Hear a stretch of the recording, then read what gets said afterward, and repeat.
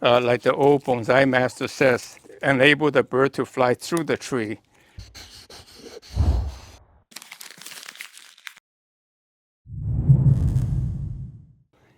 Hi, I'm miltonchang of Bonsaiheirloom. Today I want to show you this oak tree I bought from a friend about 2 years ago, no more than 3 years ago. And what I did is he dug up from somebody's yard, I think. And what I did is I did some drastic cutting. You can see I did drastic cutting to shape it. And today I'll do one more shaping. I'd rather not do it at this time, but I think it's good to demonstrate to you the thought process behind it is that you can see new growths are coming out everywhere. I rather prefer the growth to go into the new growth in a desirable direction as part of my design and cut up everything else so that all the energy will go into a desirable direction to fill out quickly in the shape that I like. Again, my philosophy about doing bonsai is follow nature and don't try to force it upon yourself upon it. And so that the tree will come on natural and every tree will look different because every tree has its own characteristics. And let me tell you a little bit about this is the coast live oak tree. And you can see the leaf is about a 1 inch, 2 inch and a quarter. I have come across in my travel in the last 50 years looking for bonsai material, someone actually has a dwarf oak that's grown much more compact, much smaller, although the leaves will become smaller, reduced as it gets aged, gets more ramification. And it's found in California coast, not too coast. You can go inland, let's say 5 miles inland. You still find them even 10 miles inland, but they call it coast oak tree. And the scientific name is actually Quercus aquifolia, which meaning it's an oak leaf. The shape, the leaf does look like a holly oak. And I think it's a wonderful bonsai material. And as the tree gets old, you can see it becomes black and cracking, so it's very desirable. I've not done much detailed work like this. All can be carved out, done nicely. But right now, the purpose to show you try how to force the energy to go into right branches. So I do that very quickly. Again, I'm using the clip and grow method. This is getting too crowded. Let me use my handy dandy clipper. Let me cut off a little bit to make it into chin. So like all these stuff, I would use a chisel to carve out, and that would be a nice round hole. So again, I cut off all these redundant branches so the energy will go into the right branch. Like I cut off this whole thing because I think it's not going to be useful to me. I want the bottom to be clean because old trees doesn't have branches coming out the bottom. Everything you do to emulate nature, not contrived. I'm not going to cut these branches because I wanted to grow thick. But now I cut off all the not useful growth to focus the energy back into the desirable, into my design. So this could make very interesting gin. So what I'm showing is the process, the technique in working on oak tree or more generally evergreen trees so that you can make your own bonsai.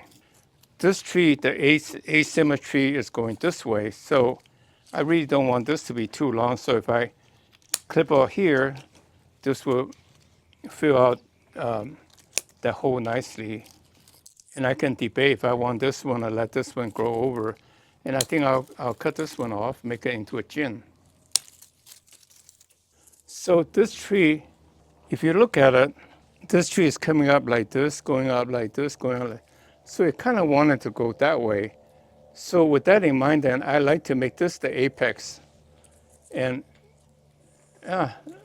hopefully this will shoot out to become the bottom branch. So you can see I added one turn, and I think this is going to be too high.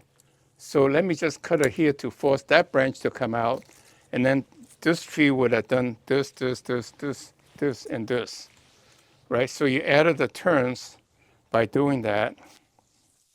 Like I'm not going to cut this because I can cut this later, but having a lot of leaves that would thicken this branch to look more natural.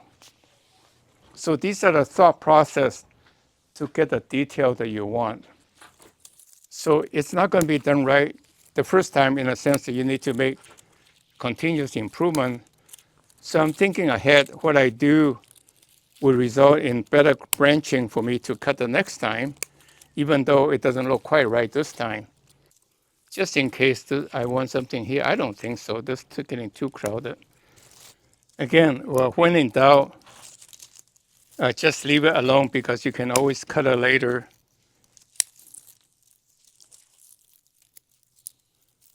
But I do like a clean looking tree instead of a very cluttered, like the old Bonsaimaster says, let the bird fly, enable the bird to fly through the tree, not blocking into a whole big lump to block the bird from getting into the tree. But you know, people get carried away. They like growth, and pretty soon the tree is entirely covered with growth. And so we overdo it by doing what we think we like. So, you know, the thought process applies to life.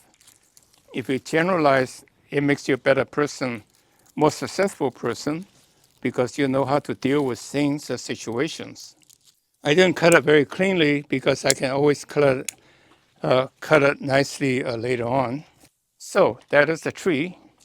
Basically, there are abundance of live oak, coastal live oaks in California, both in Southern California and in the Bay Area, all the way down to Baja, Mexico. They're very nice material. The leaves are quite acid when they are fresh, in a sense, newly fallen leaves. There's abundance of fallen leaves every year, so you can gather them. Although I found that they decay very slowly, so they don't become very good mulch, but it's really good to keep the ground moist by on the surface layer.